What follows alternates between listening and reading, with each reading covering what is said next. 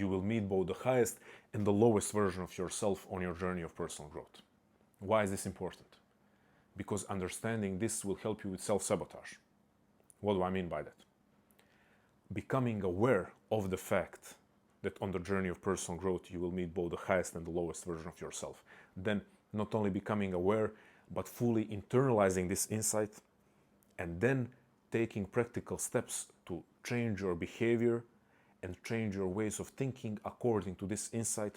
All of this together will help you manage your self-sabotaging behavior and self-sabotaging tendencies. And right here is the first step or first example of dealing with self-sabotage in a healthy and constructive manner, because I said managing your self-sabotaging behavior and self-sabotaging tendencies. I didn't say fully eliminate. Because if I promise to you and you expected that self-sabotage can be completely removed from your life, that itself would be self-sabotage. To be more precise, that would be one of the most common ways of self-sabotage, one that all of you are familiar with, and that's perfectionism. Because self-sabotage in itself is a very human thing. It's part of being human. So for you to expect to be able to eliminate it 100%, by default it's perfectionism, 100%, right? You want to be perfect at something that you don't need to be perfect in, or maybe cannot be perfect in or perfect at. So once again, hoping to or thinking that you can eliminate self-sabotage 100% from your life is self-sabotaging behavior and thinking and tendency in itself. So once again, right here in the way that I'm speaking to you, you're getting a first example of what it means to deal with self-sabotage in a constructive and healthy manner. But now let's go back to what we started with, and that's the fact that you will meet both the highest and lowest version of yourself on your journey of personal growth. How can this help you with self-sabotage? By understanding that this lowest version of yourself, if we can imagine it as a figure, it's a figure comprised of all of your unique and personal self-sabotaging patterns and tendencies. So not everyone is dealing with perfectionism to the same extent. Not everyone is dealing with the inner judge or critic to the same extent. Not everyone is dealing with avoidance to the same extent, or hypervigilance. So there are many different self-sabotaging tendencies, self-sabotaging patterns. A lot of people, or let's say most people, possess all of those patterns to a certain degree. But let's say that we imagine this person, it's not me, it's not you, let's imagine a person in whom avoidance is very low. So avoidance is a very minor self-sabotaging pattern, while perfectionism is extremely large component of their self-sabotage as a whole. Then we imagine another person for whom avoidance is a major thing, hypervigilance is a major thing, but let's say that, again, perfectionism isn't a major one. We are just throwing out examples. This doesn't have to be something concrete that you have to relate to these specific examples that I gave. Just trying to say that all of us, most people, possess all of these different self-sabotaging patterns to a certain extent, but not to the same extent. So, this lowest version of yourself, if we imagine it as a figure, it's a figure comprised of, or a figure that consists from your self-sabotaging patterns in those proportions that are unique to you. Now, why is this important? Again, I'm a visual thinker, so please allow me to continue talking about the figure, and as you move on your journey, this figure pops up. Well, this is important to recognize, because then, instead of every time you hit a low point on your journey, instead of engaging in self-sabotage and saying, I'm lazy, I'm stupid, I'm weak, I'm a coward, competent, all of these things. Instead of those things, you can remember that this is part of the journey. This is a feature of the journey. This is literally what was supposed to happen for you to meet that lowest version of yourself. Now, why are you meeting that lowest version of yourself? Because all of these self-sabotaging patterns come from come from the past and come from a moment when they were needed and useful. So they were defenses, mechanisms or defenses. This is Jungian psychology gave us this in the most profound sense, I would say.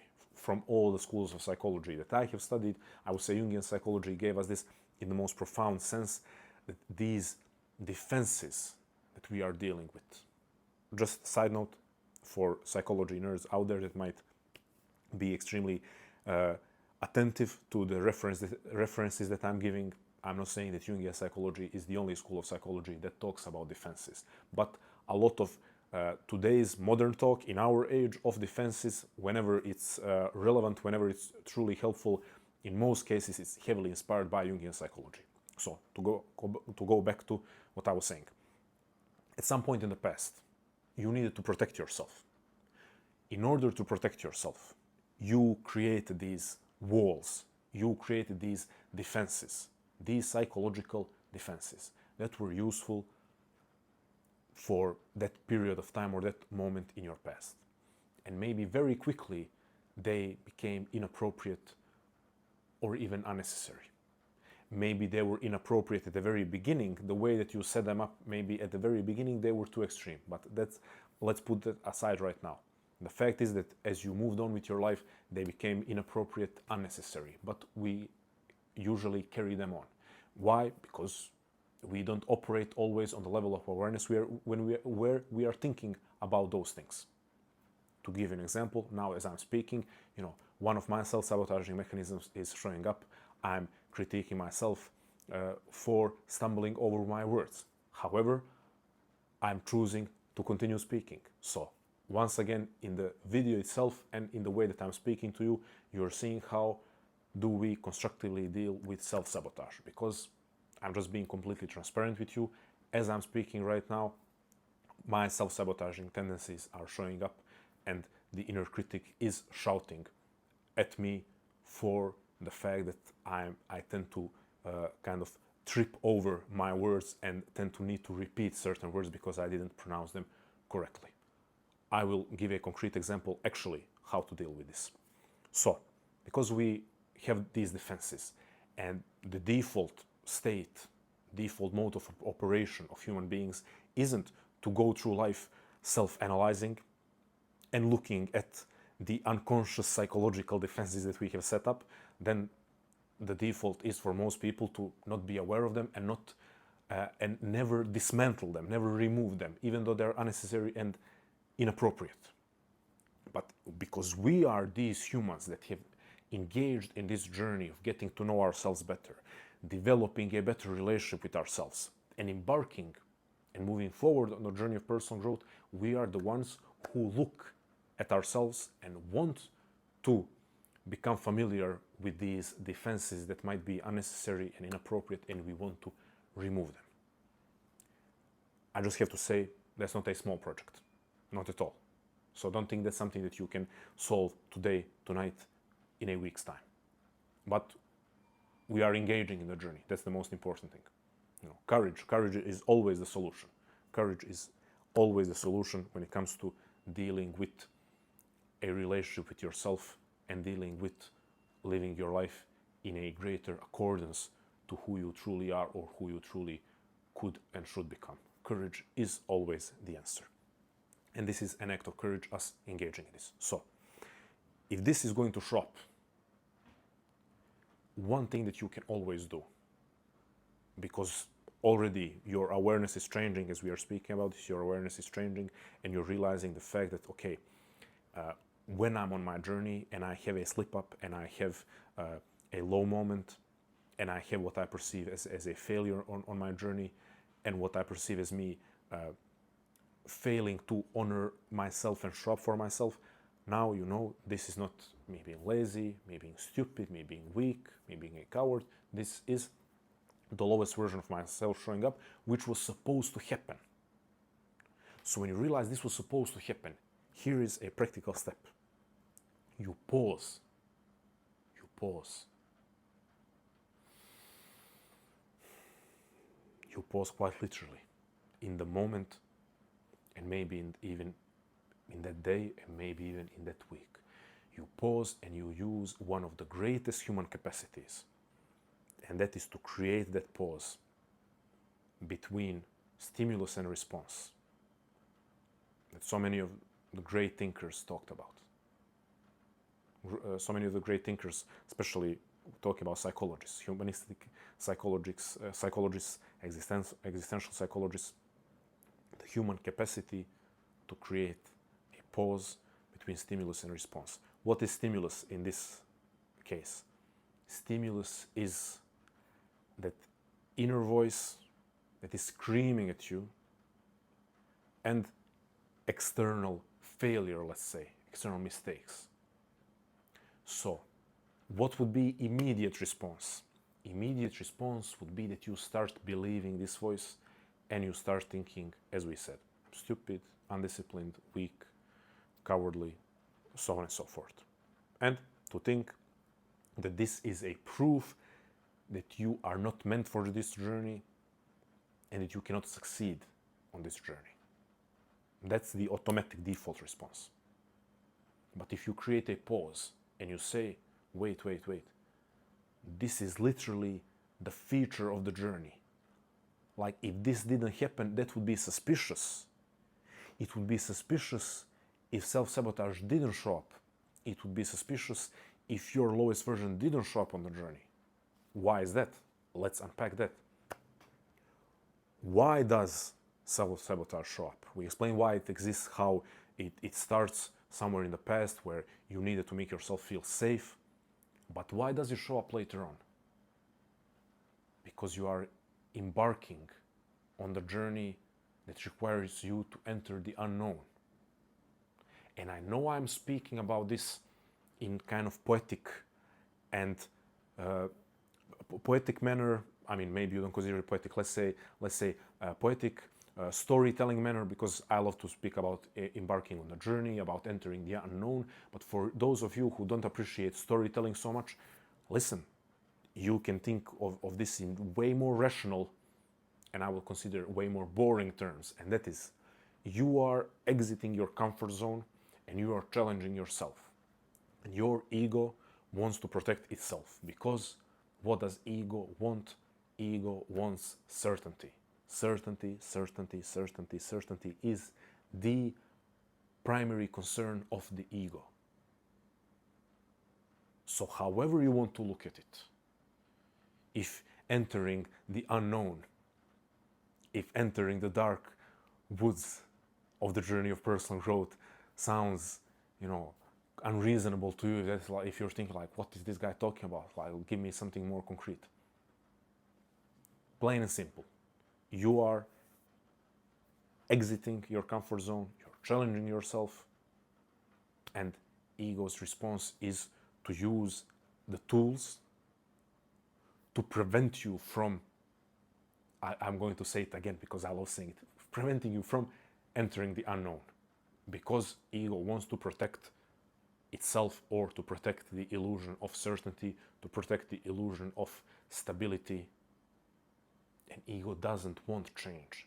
Ego doesn't want evolution, because evolution and change mean death.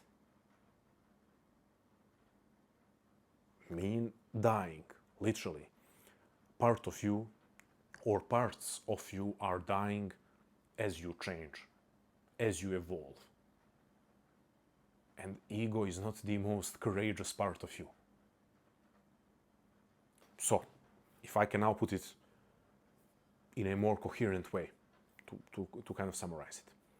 On the journey of personal growth, you will meet the lowest version of yourself.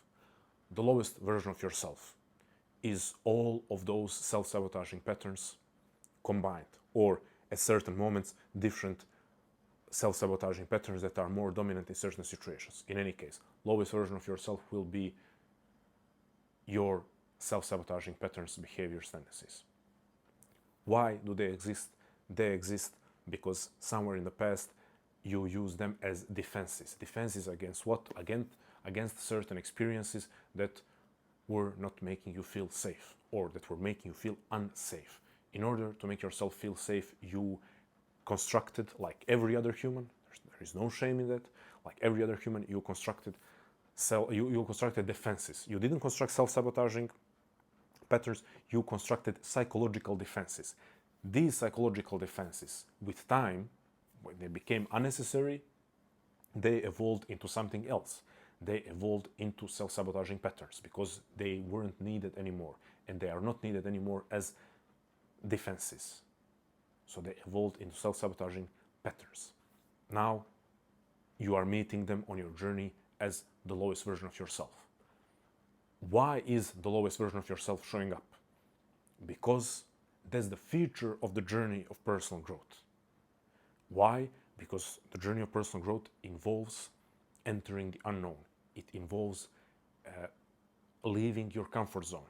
It involves leaving the familiar world. Let's look back or reflect on the hero journey. Entering the underworld, leaving the known world. That's what you're doing on the journey of personal growth, because it is your hero journey, because you are a hero of your story. So it makes sense that these defenses or self-sabotaging patterns will show up when you try to go into the unknown, because ego, as a mechanism of the psyche that is trying to preserve certainty, and that is the illusion of certainty, the illusion of infinite, ever-present stability, ego that is trying to preserve your identity as it is, that doesn't want change, even if it's for the sake of growth, doesn't want it because change means letting parts of you die to make way for new parts of you. So ego is utilizing, say, these self-sabotaging patterns as ways of keeping you, quote-unquote, safe, that is keeping you sane, that is keeping you in the comfort zone, that is keeping you in the familiar world, that is keeping you as you are. Why? Because the ego prefers familiar hell over unfamiliar growth, or the unfamiliar journey towards growth. I'm sure you have heard similar statement phrased in so many different ways, and any way that you hear it phrased is true. With that being said, it's not just ego, it's humans. I mean, it does come from the ego, but let's now go back into us. It's not just ego, this alienate. We shouldn't alienate that part of ourselves. So let's now say that's part of every single human, preferring that familiar, even familiar hell, unfortunately, over unfamiliar journey to growth. So if we describe this setup, what can you do, or what is the first fundamental step? Pause. When something happens where you have encountered the lowest version of yourself, where you have encountered the part of yourself that wants to prevent you from changing and growing, you don't go into self-shame mode. You don't go and start criticizing yourself for being too weak and undisciplined. And you don't say to yourself that maybe this journey isn't for you, that you're not capable, that you're not competent enough. You don't do those things. You pause, you self-regulate, you go for a walk, maybe you do some light physical movement to release some of the stress through the body. We cannot be dealing with all of this just on a level of the psyche. We need to involve the body, or include the body in it, because that's the holistic approach. We are using this body to engage in the world and to engage in our journey. So we might as well use it when dealing with self-sabotage and when dealing with meeting the lowest version of ourselves. You go on a walk, you do some light physical movement, maybe you go for a light jog, maybe if you can dance, or it's not if you can dance, if dancing is something that you're familiar with or you enjoy doing, maybe you do some dancing. You move your body definitely in order to release some of the nervous energy. Then you can do some deep breathing. You can maybe have a piece of chocolate, maybe have a conversation with a friend, maybe you do something that will help you go back into that part of yourself that feels safer. And then you can spend some time contemplating the fact that the thing that you experienced was not a proof that you cannot and should not be on that journey. What you experienced was, again, that part of you that is meant to show up as you are challenging yourself, as you are breaking through different barriers on your journey. You remind yourself that this is literally the proof that I'm on the right path. This is literally the proof that I have been challenging myself. Now, the big question of how to analyze and deal with different self-sabotaging patterns, as in specific self-sabotaging patterns, that's a big question that we have to leave for another video. What I would go back to is the first step or example, and that is our expectations in dealing with them. That's a meta skill when it comes to this. I'm going to argue that it's more important than you being able to identify, okay, when I was 7 years old, this happened, and then that prompted me to create a defense mechanism that later transformed into harsh self-judgment and procrastination or avoidance, or so on and so forth. I'm going to argue that it's more important, or if not more important, that it's more urgent, and that it's higher on the priority list, which then, I guess makes it more important, at least in the order of things. What is more important, what is higher on the priority list, is to set those expectations. What expectations? We are not trying to eliminate self-sabotage 100%. And when we are experiencing self-sabotage, we are not treating it with additional self-sabotage, like adding fuel to the fire by shaming ourselves. So all of what I talked about, and telling you that this is supposed to be part of the journey, and telling you to pause, the whole point of it is to not treat self-sabotage with self-sabotage. And I'm hoping I was successful, at least to some extent. But now I have to tend to my self-sabotaging tendencies, and I have to say to myself, it's okay, I cannot save you. I can try to help you. I can spend all of my days genuinely caring about writing and recording videos and helping people, but at the end of the day, I cannot put on myself the responsibility for your change. You have to play the main role. You have to be the hero of your journey, right?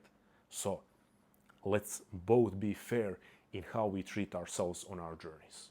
I'm being as transparent as possible and telling you, that there is voice in me that is literally yelling at me, David, you're supposed to deliver this in a way where the person watching it is going to change. The person watching this is going to be saved.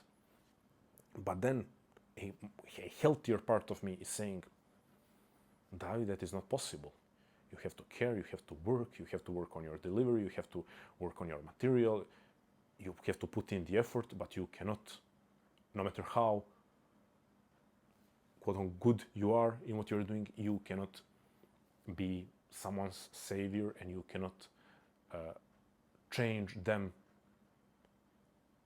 instead of them changing themselves. Or, to reference one of my previous videos, it's not about changing yourself, it's about transforming yourself. And there is an important distinction between the two. I will put the video somewhere here. So that's it, friends. Maybe one last thing that I would say, to quote one of my favorite fictional characters ever. If you are on your journey and you are struggling, and these self-sabotaging patterns show up, and you are questioning whether you are made for this journey, whether you are capable of it, I will quote my favorite character and say, it's okay. You don't have to believe in yourself. Believe in me. Believe in me who believes in you. Thank you.